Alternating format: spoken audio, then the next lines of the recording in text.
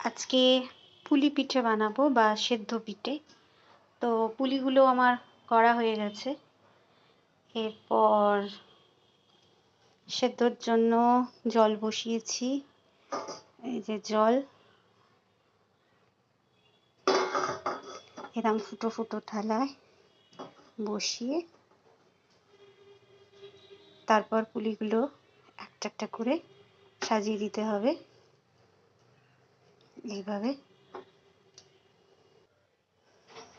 এইভাবে আমি প্রত্যেকটা পুলি সাজিয়ে ফেলেছি।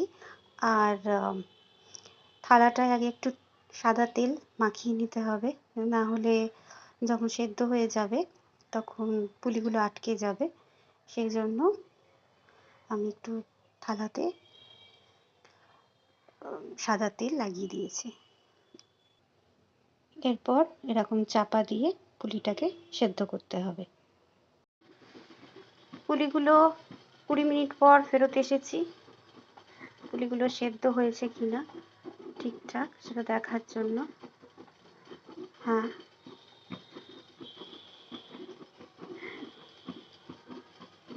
একেবারে ঠিকঠাক সেদ্ধ হয়ে গেছে, খুব সুন্দর উঠেও আসছে।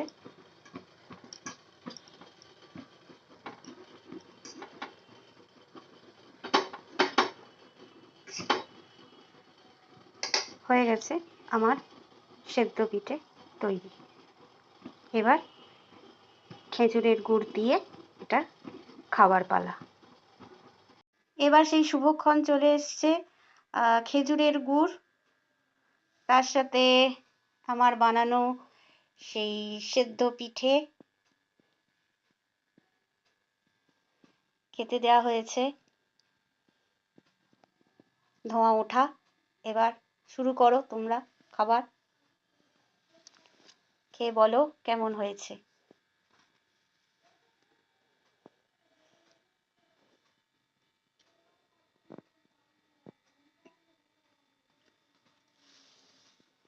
দারুণ হয়েছে।